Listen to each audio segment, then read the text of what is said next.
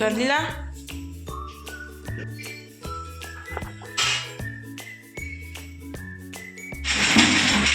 पूज्याय राघवेन्द्राय सत्यधर्मरताय च भजतां कल्पवृक्षाय नमतां कामधेनुवे.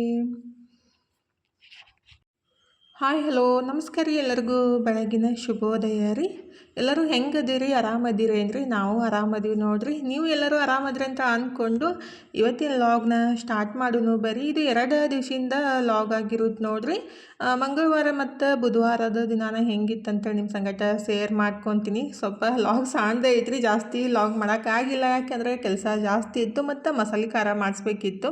ಹಾಗಾಗಿ ಲಾಗ್ನು ಜಾಸ್ತಿ ಇಲ್ಲ ರೀ. ಏನು ಜಾಸ್ತಿ ಕಂಟೆಂಟ್ ಇದ್ದರೆ ಜಾಸ್ತಿ ಹಿಡಿಯೋ ಮಾಡ್ಬೋದು, ಆದರೆ ಎಷ್ಟಿರುತ್ತೋ ಅಷ್ಟು ಒಳ್ಳೆಯದನ್ನು ಹೇಳೋಕ್ಕೆ ಇಷ್ಟಪಡ್ತೀನಿ. ಅಂದರೆ ನನ್ನ ಕೈಲಿ ಆದಷ್ಟು ರೀ. ಲಾಗ್ ಇಷ್ಟ ಆಗತ್ತಿದ್ರೆ ಪ್ಲೀಸ್ ಲೈಕ್ ಮಾಡಿ, ಶೇರ್ ಮಾಡಿ, ಸಬ್ಸ್ಕ್ರೈಬ್ ಮಾಡಿಕೊಂಡು ಸಪೋರ್ಟ್ ಮಾಡಿದ್ರೆ ಆದಷ್ಟು ಬೇಗ ನಮ್ಮ ಫ್ಯಾಮ್ಲಿ ದೊಡ್ಡದಾಗಬೇಕಂತ ನನ್ನ ಕನಸು. ಹಾಗಾಗಿ ಆದಷ್ಟು ಶೇರ್ ಮಾಡಿ, ಸಬ್ಸ್ಕ್ರೈಬ್ ಮಾಡಿಕೊಂಡು ಮತ್ತು ಲೈಕ್ ಮಾಡೋದನ್ನು ಮರೆಯೋಕ್ಕೆ ಹೋಗಬೇಡ್ರಿ. ಇವತ್ತು ಸ್ಪೆಷಲ್ಲಾಗಿ ನಾನೇ ರೆಡಿ ಮಾಡಿರೋ ಹಿಟ್ಟಿನಿಂದ ದೋಸೆ ಮತ್ತು ಇಡ್ಲಿ ಎರಡೂ ರೆಡಿ ಮಾಡಿದ್ರಿ. ಭಾಳ ಅಂದ್ರೆ ಭಾಳ ಮಸ್ತ್ ಬಂದಿದ್ದು. ಅಂದರೆ ನಾನು 1.5 ತಿಂಗಳಿಂದ ಅದನ್ನ ಪ್ರಯತ್ನ ಪಡ್ತಾನೆ ಇದ್ದೆ. ಯಾಕಂದ್ರೆ ನಾವು ಏನೇ ಒಂದು ಮತ್ತೊಬ್ರಿಗೆ ಕೊಡಬೇಕಂದ್ರೆ ಅದು ಫಸ್ಟಿಗೆ ರೆಡಿ ಮಾಡಿ ಅದು ಚಲೋ ಅನ್ಸಿದ್ರೇ ಮತ್ತೊಬ್ರಿಗೆ ಕೊಡಬೇಕಲ್ರಿ. ಭಾಳ ಜನ ಕೇಳಿದ್ರಿ ನನಗೆ ದೋಸೆ ಹಿಟ್ಟು ನಮಗೆ ಬೇಕ್ರಿ ಅಕ್ಕ ಅಂತಂದಾಗ ನನಗೆ ದೋಸೆ ಸರಿಯಾಗಿ ಬರಲಿಲ್ಲ ರೀ. 1-2 ಸಲ ಟ್ರೈ ಮಾಡಿದಾಗ ಹಾಗಾಗಿ ನಾನು ಕೊಡಕ್ಕೆ ಹೋಗಿತ್ತಿಲ್ಲ ರೀ. ಹಾಗಾಗಿ ಮತ್ತು ಪದೇ 2-3 ಸಲ ಟ್ರೈ ಮಾಡಿದೆ. ಈ ಸಲ ಅಂದ್ರೆ 1-2 ಸಲ ಆಯಿತು ಪರ್ಫೆಕ್ಟಾಗೆ ಬರಾಕಂತವ್ರಿ. ಅಂದರೆ ಅದು ಸ್ವಲ್ಪ ನಾನು ಅದಕ್ಕೆ ರವಾನ ಮಿಕ್ಸ್ ಮಾಡಾಕತ್ತಿದ್ದು. ಅಂದ್ರೆ ಅಕ್ಕಿನ ಫಸ್ಟಿಗೆ ತೊಳೆದು ಹಾಕಿ ಅದನ್ನ 2-3 ದಿವಸ ಒಣಗಿಸಿ ಆಮೇಲೆ ಅದಕ್ಕೆ 1 ಕೆಜಿಗೆ 1/4 ಕೆಜಿ ಅಷ್ಟು ಉದ್ದಿನಬೇಳೆ, 100 ಗ್ರಾಮ್ ಅಷ್ಟು ಕಡಲೆಬೇಳೆ, ಮೆಂತ್ಯ, ಅವಲಕ್ಕಿ ಹಾಕಿಬಿಟ್ಟು ಹಿಟ್ಟು ಮಾಡಿಸ್ಕೊಂಡು ಬಂದು ಅದನ್ನ ರಾತ್ರಿ ಸ್ವಲ್ಪ ರವಾನ ಮಿಕ್ಸ್ ಮಾಡಿಬಿಟ್ಟು ಕಲಸಿ ಇಟ್ಟು ಬೆಳಗ್ಗೆ ದೋಸೆ ಮಾಡ್ಬೋದು ರೀ. ಅಂದರೆ ನಾವು ರವಾನ ಒಮ್ಮೆ ಮಿಕ್ಸ್ ಮಾಡಿಬಿಟ್ಟು ಇಟ್ಬಿಟ್ರೆ ಆಯಿತು. ಒಂದು ಡಬ್ಬಿಗೆ ಹಾಕಿರಿ, ಬೇಕಂದಾಗ ಪಟ್ಟಂತ ಒಂದು ಬೌಲ್ ತೊಗೊಂಡು ಕಲಸಿ ಇಟ್ಬಿಟ್ರೆ ಆಯಿತು. ರಾತ್ರಿ ಬೆಳಗ್ಗೆ ಎದ್ದು ದೋಸೆ ಇಡ್ಲಿ ಎರಡೂ ಮಾಡ್ಬೋದು. ಎರಡೂ ಸಖತ್ತಾಗಿ ಬರ್ತಾವೆ ರೀ. ಟೇಸ್ಟ್ನೂ ಅಷ್ಟೇ ಸೇಮ್ ನಾವು ದಾವಣಗೆರೆ ಬೆಣ್ಣೆ ದೋಸೆ ತಿಂದವ್ರ ಥರ ಟೇಸ್ಟ್ ಬರ್ತಾವೆ. ಅಂದರೆ ಸ್ವಲ್ಪ ಬೆಣ್ಣೆ ಹಾಕಿ ಮಾಡ್ಕೊಂಬಿಟ್ರೆ ಬೆಣ್ಣೆ ಅಥವಾ ತುಪ್ಪ ಭಾಳ ಅಂದ್ರೆ ಭಾಳ ಮಸ್ತ್ ಬಂದಿದ್ದಕ್ಕೆ ನನಗೂ ಜಾಸ್ತಿ ಖುಷಿ ಆಗೈತೆ ರೀ. ಅಂದರೆ ಒಂದು ವಾರದಿಂದನೂ ಮಾಡಿದ್ದೆ, ಆವಾಗೂ ಮಸ್ತ್ ಬಂದಿತ್ತು. ಇವತ್ತು ದೋಸೆ ಜೊತೆಗೆ ಇಡ್ಲಿನೂ ಟ್ರೈ ಮಾಡೋಣ ಯಾವ ರೀತಿ ಬರುತ್ತಂತ ಟ್ರೈ ಮಾಡಿದ್ದು. ಇಡ್ಲಿ ಅಂತೂ ಭಾಳ ಅಂದ್ರೆ ಭಾಳ ಮಸ್ತ್ ಸಾಫ್ಟ್ ಮಲ್ಲಿಗೆ ಇಡ್ಲಿ ಥರ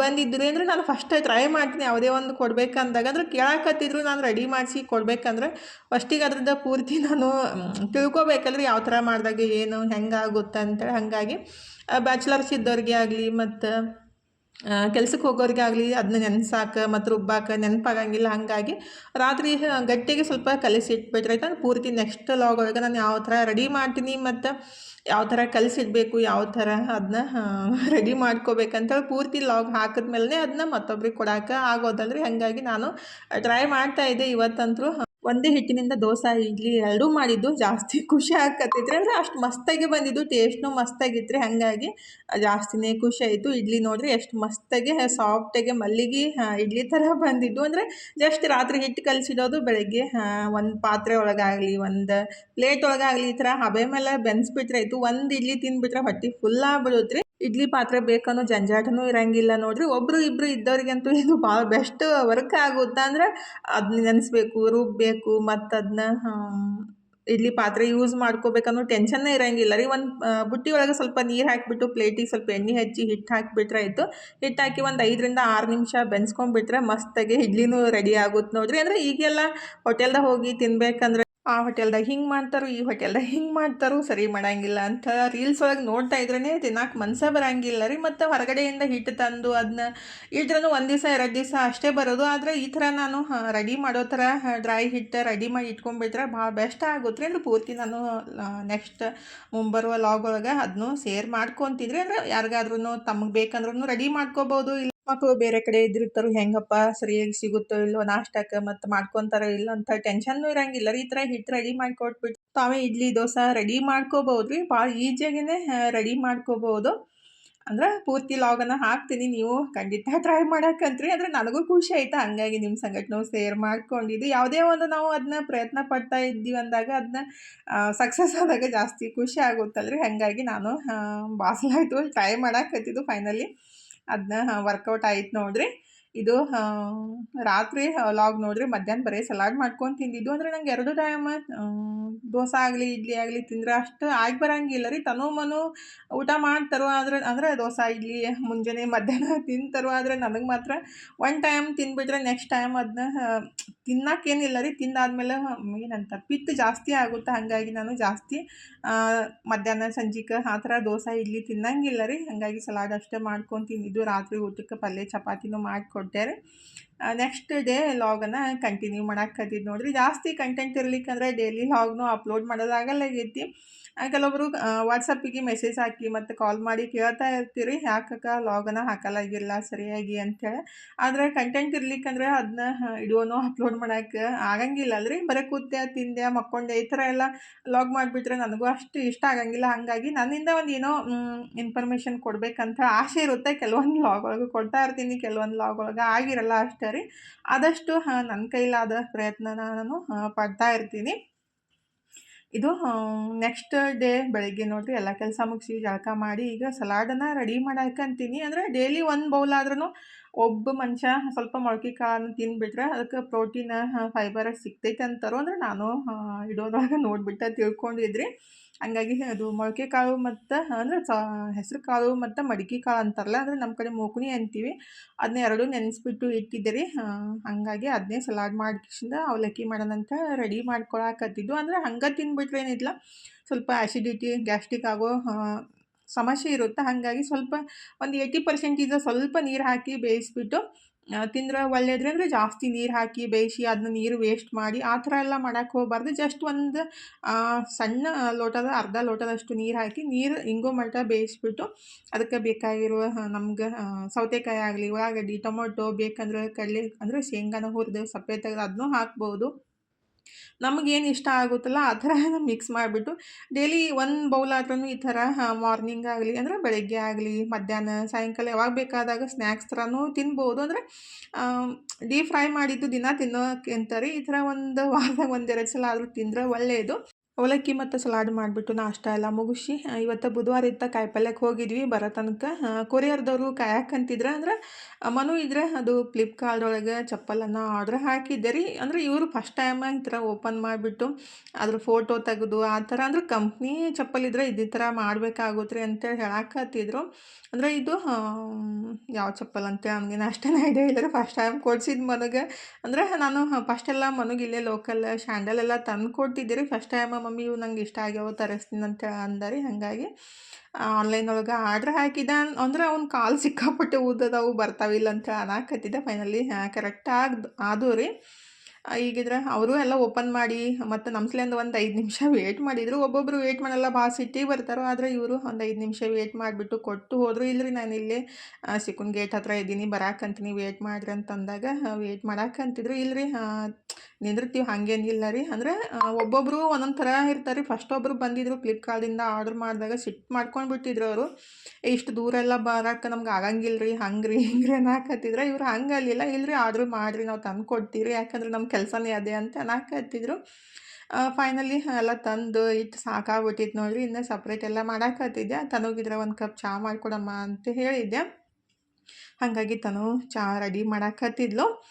ಚಹಾ ಮಾಡೋ ಮುಂದಾಗಲಿ ನೀವು ಏನೇ ಕೆಲಸ ಹೇಳ್ರಿ ಮಕ್ಕಳಿಗೆ, ಈಗಿನ ಮಕ್ಕಳಂತೂ ನಮ್ಮ ಮನ್ಯಾಗ ಹಂಗೋ ನಿಮ್ಮ ಮನ್ಯಾಗೂ ಹಿಂಗೋ ಅಂಥೇಳಿ ಅಂದರೆ ಹಿಂಗೆ ಮಾಡ್ತಾರೆ ಅಂತೇಳಿ ಪ್ಲೀಸ್ ಕಮೆಂಟ್ ಬಾಕ್ಸ್ ಒಳಗೆ ತಿಳಿಸೋದು ಮಾತ್ರ ಮರ್ಯಾಕೆ ಹೋಗ್ಬೇಡ್ರಿ. ಯಾಕಂದ್ರೆ ದಿನ ನೋಡ್ತೀನಿ ನಾನಂತೂ. ಏನೇ ಕೆಲಸ ಮಾಡಲಿ ಮೊಬೈಲ್ ಇರ್ಲಿಕ್ಕಂದ್ರೆ ಮಕ್ಕಳದ್ದು ಕೆಲಸನೇ ಸ್ಟಾರ್ಟ್ ಆಗಲ್ಲ. ಒಂದು ಕಸ ಗುಡಿಸ್ಲಿ, ಒಂದು ಬಾಂಡೆ ತೊಳಲಿ, ಒಂದು ಏನೇ ಕೆಲಸ ಮಾಡಲಿ ಒಂದು ಕೈಯಾಗ ಮೊಬೈಲ್ ಒಂದು ಕೈಯಾಗ ಕೆಲಸ ಆಗ್ತಾನೆ ಇರ್ತೈತಿ. ಹಂಗಾಗಿ ಒಂದು ಸಲ ಸಿಟ್ಟು ಬರ್ತಾ ಇರ್ತೈತಿ. ಫೈನಲಿ ಚಹಾ ಮಾಡಿಕೊಟ್ಲು. ಚಹಾ ಕುಡಿದ್ಬಿಟ್ಟು ಎಲ್ಲ ಕಾಯಿಪಲ್ಲೆ ತೆಗೆದಿಡೋದು ಸೋಸಿಡೋದು ಮಾಡಾಕಂತಿದ್ದಾರೆ. ಇವತ್ತು ತನುಗೆ ಮನುಗೆ ಒಂದು ಕೆಲಸ ಮಾಡಿಕೊಡ್ರಿ ಅಂಥೇಳಿ ಇಬ್ರಿಗೆ ಒಂದೊಂದು ಕೆಲಸ ಕೊಟ್ಟಿದ್ದೀನಿ. ಅಂದರೆ ಎಲ್ಲ ನಾನೇ ಮಾಡಬೇಕಂದ್ರೆ ನನ್ನದು ಕೈ ನೋಸಕ್ಕೆ ಸ್ಟಾರ್ಟ್ ಆಗುತ್ತೆ. ನಮ್ಮ ಮನೆಯವರು ಡ್ಯೂಟಿಗೆ ಹೋಗಿದ್ರೆ. ಹಾಗಾಗಿ ತನಗೆ ಉಳ್ಳಾಗಡ್ಡಿ ಕಟ್ ಮಾಡಕ್ಕೆ ಹಚ್ಚಿದ್ದೆ ರೀ. ಮನಗಿದ್ರೆ ಕೊಬ್ಬರಿನ ಹೆಚ್ಚಿ ಕೊಡಪ್ಪ ಅಂತ ಅಂದಿದ್ದೆ. ಅವನಿಗಂತೂ ಸಿಕ್ಕಾಪಟ್ಟೆ ಸಿಟ್ಟು ಬಂದಿತ್ತು. ಅಂದರೆ ಹೆಚ್ಚಾಗಿ ಸ್ವಲ್ಪ ಕೈನೂ ನೋವು ಬರ್ತೈತಲ್ರಿ, ಹಾಗಾಗಿ ಉಳ್ಳಾಗಡ್ಡಿ ಕಟ್ ಮಾಡ್ತನಂತೇಳಿ ಇಬ್ಬರು ಅದನ್ನೇ ಕೆಲಸ ಮಾಡ್ತನಂತ ಅನ್ನಕತ್ತಿದ್ರು. ಇಲ್ಲ ಒಬ್ರೊಂದು ಮಾಡ್ರಿ ಅಂತ ಹೇಳಿದ್ದೆ. ಅವರಿದ್ರೆ ಅದನ್ನ ಮಾಡ್ತಾ ಇದ್ದಾಗ ನಾನು ಈ ಕಡೆ ಅಡ್ಗೆನೂ ಮಾಡಿ ಮುಗಿಸ್ದೆ ರೀ.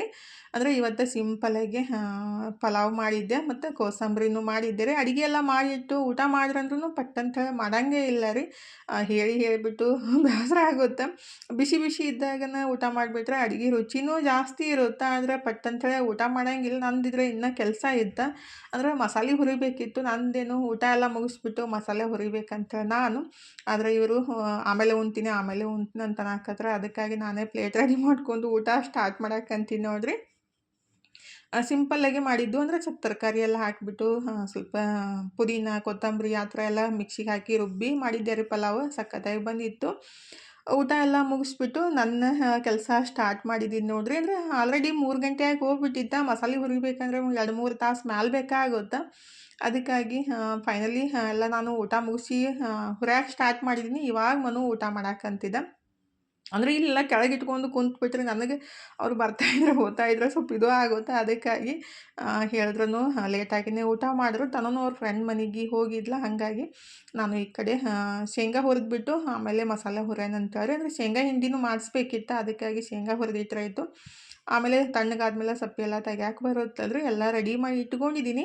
ಇನ್ನು ಎಲ್ಲ ನೀಟಾಗೆ ಹುರಿದು ಖಾರ ಕುಡ್ಸಕ್ಕೆ ಹೋಗ್ಬೇಕಂದ್ರೆ ಟೈಮ್ 6:30 ಆಗಿ ಹೋಗ್ಬಿಟ್ಟಿತ್ತು ನೋಡಿರಿ. ಅಂದರೆ ಒಂದು 15-20 ನಿಮಿಷಕ್ಕೇನೋ ಸ್ಟಾರ್ಟ್ ಮಾಡಿದ್ದು, 6:30 ಆಗಿ ಹೋಗ್ಬಿಟ್ಟಿತ್ತು. ಫೈನಲಿ ಖಾರ ಕುಟ್ಟಲ್ಲಿ ಬಂದುಬಿಟ್ಟು ಕುಟ್ಟಕ್ಕೆ ಸ್ಟಾರ್ಟ್ ಮಾಡಿದರು. ಅಂದ್ರೆ ಮಷಿನ್ಗೆಲ್ಲ ಹಾಕಿಬಿಟ್ರೆ ಜಲ್ದಿ ಆಗುತ್ತೆ ರೀ. ಇದು ಮಿನಿಮಮ್ ಅಂದ್ರೆ ಒಂದು 6:30ಗೆ ಬಂದಿದ್ದು. 7:30, 8:30, 9:30, 9:40 5 ಆಗಿತ್ತು ನೋಡಿರಿ. ಅಷ್ಟು ತನಕ ಖಾರ ಕುಟ್ಟೋದಾಯಿತು. ಅಂದ್ರೆ ಸ್ವಲ್ಪ ಲೇಟಾಗೇ ಆಗುತ್ತೆ ರೀ. ಅಂದರೆ 5 kg ಮೆಣ್ಸಿನ್ಕಾಯಿಂದ ಖಾರ ಮಾಡ್ಸಕತ್ತಿದ್ದು. 5 kg ಕುಟ್ಟಬೇಕಂದ್ರೆ ಮಿನಿಮಮ್ 3 ತಾಸು ತೊಗೊಳುತ್ತೆ ರೀ. ಅಂದರೆ ಜಾಸ್ತಿ ಟೈಮ್ ಬೇಕಾಗುತ್ತೆ ಕುಟ್ಟಿ ಮಾಡೋದ್ರಿಂದ. ಹಿಂಡಿ ಆಗಲಿ ಮತ್ತು ಖಾರ ಆಗಲಿ ಕುಟ್ಟಿ ಮಾಡೋದು ನಮ್ಮ ಕಡೆ ಎಲ್ಲರೂ ಆಲ್ಮೋಸ್ಟ್ ಹಾಗೆ ಮಾಡ್ತಾರೆ. ಟೇಸ್ಟ್ ಚಲೋ ಇರುತ್ತೆ ರೀ, ಜಾಸ್ತಿ ಬಿಸಿಯಾಗಿರಲ್ಲ. ಹಾಗಾಗಿ ಫೈನಲಿ ಕುಟ್ಸ್ಕೊಂಡು ಬಂದು ಫಸ್ಟಿಗೆ ಊಟ ಮುಗಿಸ್ಬಿಟ್ಟನೆ. ಇನ್ನು ಪ್ಯಾಕ್ ಮಾಡ್ಬೇಕಂತ ಹೇಳಿ ಮತ್ತು ಒಬ್ಬರು ಜೋಳದ ಹಿಟ್ಟು, ಗೋಧಿ ಹಿಟ್ಟನ್ನು ಹೇಳಿದ್ರೆ ಅದನ್ನೂ ಬೀಸ್ಕೊಂಡು ಬಂದೆ ರೀ. ಹಾಗೆ ಫಸ್ಟಿಗಿದ್ರೆ ಅದನ್ನೆಲ್ಲ ಚಲೋತ್ನಾಗೆ ಒಂದು ರೌಂಡ್ ಮಿಕ್ಸ್ ಮಾಡಿಬಿಟ್ಟು ಪ್ಯಾಕ್ ಮಾಡ್ಬೇಕ್ರಿ. ಹಂಗಾರಿ ಯಾವ ಥರ ಮಸ್ತಾಗೆ ಬಂದೈತಿ. ಮಸಾಲೆ ಖಾರ ಭಾಳ ಜನ ಕೇಳಾಕತ್ತಿದ್ರು, ಹಾಗಾಗಿನೇ ಮಾಡ್ಸಿದ್ರಿ. ಜಾಸ್ತಿ ಏನು ಮಾಡಿಸಿಲ್ಲ. ಫಸ್ಟ್ ಆರ್ಡರ್ ಕೊಟ್ಟೋರಿಗೆ ಅಷ್ಟೇ ಸಿಗುತ್ತೆ ರೀ. ಅಂದರೆ ಇವಾಗ ಮಾಡ್ಸೋಕ್ಕಾಗಂಗಿಲ್ಲ ರೀ, ಯಾಕಂದ್ರೆ ಮಳೆ ಇಲ್ಲ. ಇವತ್ತು ಸ್ವಲ್ಪ ಬಿಸಿಲಿತ್ತು ಅಂತೇಳಿ ಮೆಣ್ಸಿನ್ಕಾಯಿ ತಂದಿಟ್ಟು 1 ತಿಂಗಳು ಆದಮೇಲೆ ದಿನಾ ಬಿಸಿಲಿಗೆ ಹಾಕಿ ಹಾಕಿ ಸಾಕಾಗ್ಬಿಟ್ಟಿತ್ತು. ಫೈನಲಿ ಇವತ್ತು ಮಾಡಿಸ್ಕೊಂಡು ಬಂದೆ ರೀ. ನಾನು ಡಿಸ್ಕ್ರಿಪ್ಷನ್ ಬಾಕ್ಸ್ ಒಳಗೆ ನಂಬರ್ ಹಾಕಿರ್ತೀನಿ. ಮಸಾಲೆ ಖಾರ ಯಾರೆಲ್ಲ ಕೇಳಿದ್ರಿ ಅಂದರೆ ನನಗೆ ಎಲ್ಲರಿಗೂ ರಿಪ್ಲೈ ಮಾಡೋಕೆ ಆಗಂಗಿಲ್ಲ ರೀ. ವಾಟ್ಸಪ್ಪಿಗೆ ಭಾಳ ಜನ ಕೇಳಿದ್ರಿ. ಮಾಡಿಸಿದಾಗ ನಾನು ಹೇಳ್ತೀನಿ ರೀ ಅಂತ ಅಂದಿದ್ದೆ. ಅದಕ್ಕಾಗಿ ಮಾಡಿಸಿದ್ದೀನಿ ರೀ. ಯಾರಿಗಾದ್ರೂ ಬೇಕಂದ್ರೆ ಪಟ್ ಪಟ್ ಆರ್ಡ್ರ್ ಕೊಡ್ಬೋದು. ಸ್ಟಾಕ್ ಖಾಲಿ ಆಗಿಬಿಟ್ರೆ ನೆಕ್ಸ್ಟ್ ಇನ್ನೊಂದು ತಿಂಗಳಾಗ್ಬೋದು, 2 ತಿಂಗಳಾಗ್ಬೋದು. ಖಾಲಿ ಆದ್ಮೇಲೆ ಕೇಳಿಬಿಟ್ರೆ ನನಗೂ ಅದನ್ನ ಮಾಡಿಸಿ ಕೊಡೋಕೆ ಆಗಂಗಿಲ್ಲ ರೀ. ಯಾಕಂದ್ರೆ ಸರಿಯಾಗಿ ಬಿಸಿಲಿದ್ರೇ ಅದು ಖಾರ ಮಾಡ್ಸೋಕ್ಕಾಗೋದು. ಹಾಗಾಗಿ ಅವರು ಕೊಟ್ಟೋರು ಅಷ್ಟೇ ರೀ. ಮೆಣ್ಸಿನ್ಕಾಯಿ ನೀಟಾಗಿ ಒಣಗಿಬಿಟ್ರೇ ಕೊಡ್ತಾರೆ. ಅದಕ್ಕಾಗಿ ಬೇಕಂದ್ರೆ ನಾನು ನಂಬರ್ ಹಾಕಿರ್ತೀನಿ. ನೀವು ಪ್ಲೀಸ್ ವಾಟ್ಸಪ್ಪಿಗೆ ಮೆಸೇಜ್ ಹಾಕಿರಿ. ಕಾಲ್ ಮಾಡಕ್ಕೆ ಹೋಗಬೇಡ್ರಿ. ಥ್ಯಾಂಕ್ ಯು ಫಾರ್ ವಾಚಿಂಗ್ ರೀ. ಬಾಯ್ ರೀ. ನೆಕ್ಸ್ಟ್ ವ್ಲಾಗ್ ಒಳಗೆ ಸಿಗ್ತೀನಿ ರೀ.